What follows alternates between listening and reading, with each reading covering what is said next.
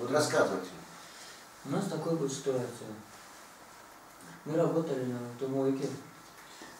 Там было еще одно хранение, шиномонтажное хранение. У нас был такой, на хранении мы ничего не получали. Там раньше работали шиномонтажники, которые там, сейчас они на нас грузят, чтобы мы заплатим за это колесо, нам зарплату не дают сейчас.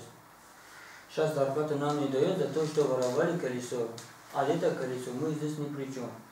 Мы не знаем, кто это колесо воровал. Расскажите мне адрес. Адрес поселок Гриньево, Солнечногорский район, поселок Гриньево, Гаражная улица, дом 1Б, А. Вы кем работаете? Я работаю там администратором. Вы администратор. Да.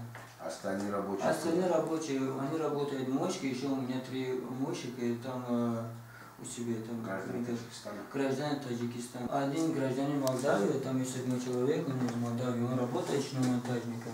Кто вас на работу брал? Наташа, Наталья, вроде сказать.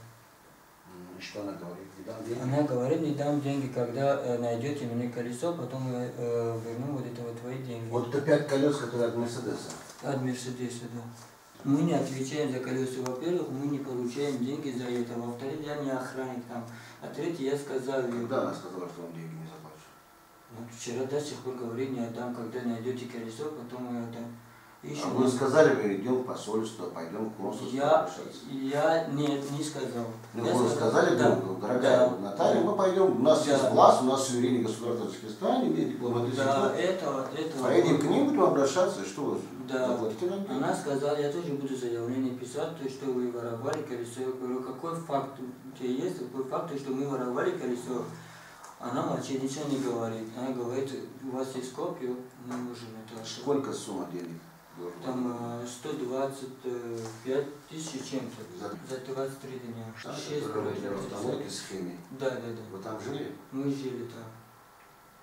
Давно работаете? Мы работаем там 7 месяцев. Официальный у нас другой документы. Неофициальные, они платят каждому по 2000 за месяц. Они там живут и работают. Они сами доводят 2000, нам не судят за это. А кто такой Игорь? Игорь его муж. Ей муж вообще. Он сказал. Она вас угрожала? Она угрожала. Да, сказал, я сказал, мне бояться нечего за то, что я не воровал, я не воров. Хорошо, когда пришли туда, вы знали, что через 5-6 месяцев это все возникнет, и такая вот проблема у вас все равно будет? Нет, этого мы не в курсе. Но все равно тут будет, вот произошло беда, потому что у вас, получается, я вот по вашим телефонам я видел, что там на 2 только есть договора. Ну да. А на 6 человек общего, на 4 нет вообще ничего. Ну, этого копия сделал, на себе взял. А, забрал копию документов? Да, имя, да, все есть. Она недавно вам звонила, что сказала, что если вы будете возмущаться, обращаться в посольство, в диаспору, то у меня есть копия ваших паспорта, что сделал? Ну, сказали, я буду тоже заявление писать, то, что вы воровали мне. Я привлекаю к уголовной ответственности. Да.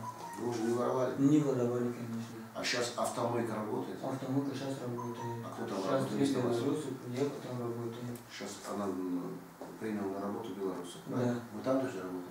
Да. С какого деревни? С Фархара? Фархара. Как называется ваш деревня? Кшлак? Да, на будет понял. А вот...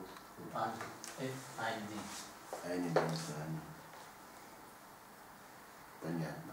Значит, вас заставляет уйти оттуда, не получая зарплату. Помимо этого, если вы будете возмущаться, на вас собирается через своего мужа, якобы бывший сотрудник ФСБ России, у вас будет уголовное дело за то, что там пропали 5 колес. За что вы мне отвечаете? И об этом вы предупредили? Я предупредил, сказал, железный контейнер, даже принеси. Она не хочет вам заплатить. Это есть бизнес. У вас что? У меня тоже по поводу работы. Я работал на одном месте. Ну, Балстрой, фирма Балстрой называется. Малый театр в Москве делали. Вот там занимались, ну сначала платили нормально, как бы говорят. Была договоренность по-другому.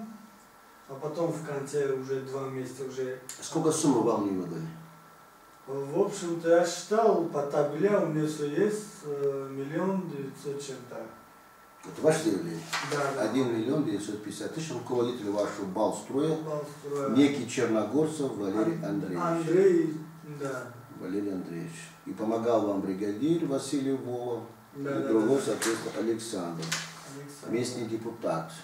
В данный момент находится в бегах господин Черногорцев, но по нашей информации он взял новый объект в районе ВДНХ. Сколько человек у вас работал? Так, сначала был 63-64 человека, потом уже там рассчитались с ними нормально, они ушли, до того момента нормально был. Вот вы мне рассказали, что в Таджикистане к вам сейчас идут вот рабочие. Да, рабочие идут там. К вам домой. К нам домой. Как будто в итоге я не плачу. Им как будто они думают, что я взял деньги, а им не могу Вот платить. 63 человека откуда ты привел?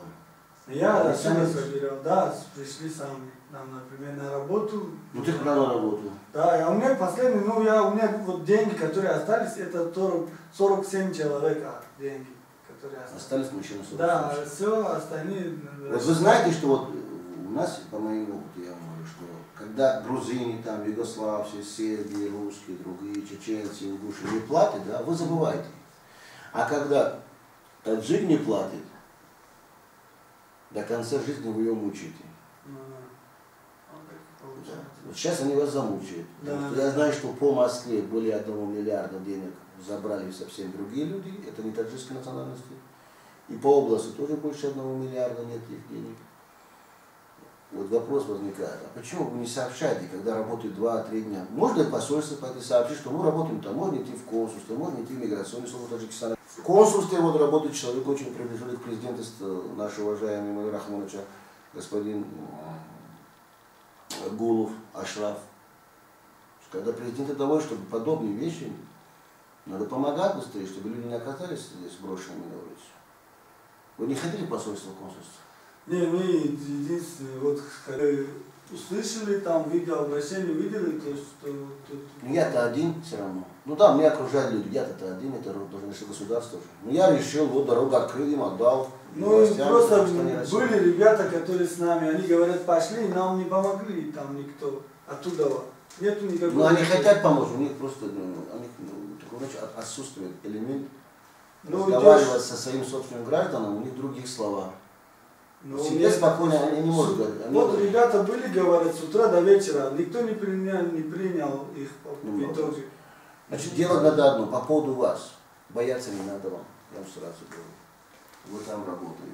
Вас будут сейчас пугать депортация. Все таджики боятся, когда говорят, мы вас депортируем. Да, вы сказали это. А вот знаете, что я знаю, со 100 человек из Таджикистана, 90 из них не знают, они давно депортированы или вы запрещены. Они этого не знают. Но этого они не боятся. Вот когда работодатель, я вам не заплачу деньги, я вас отправляю в суд, через своих там мужья, все остальные сотрудники правоохранительных органов России, таджик готов все оставить, уйти. Нет. Поэтому заявление вас сейчас мы принимаем, как администрация этого автомойка. По отношению к женщине я сейчас набираю, я скажу, что она прекратила издеваться по отношению, независимо, там есть граждане Молдовы, граждане СНГ, и эту бумагу можете передать, когда начинает отправлять на вас того или иного заявления, скажите, уважаемый сотрудник полиции, уважаемый начальник полиции, у нас уже заявление есть, у нас есть видеообращение. Ну, ко мне же пришли обращаться. Вам надо помочь. Да вы же ничего не требуете от нас. Вы говорите, возвращайте, пускай наши деньги, мы там хотим дальше работать не будем. А то, что с документами у вас проблема, она сказала, я вас обещал, вот сделаю, пойдите по закону, вас надо наказывать, и эта женщина наказывает. И за соучастие надо это Игорь, соответственно, Колоколову, муж, бывший сотрудник ФСБ, может быть не ФСБ, может быть другой структуры, может быть вообще никем не работал, но она прикрывает людей. По отношению к вам, вот сегодня разговаривали с вами, значит, господин Черногорцев находится в районе ВДНХ, не в Ленинграде, Санкт-Петербурге. У вас состоится встреча и совместно будем решать.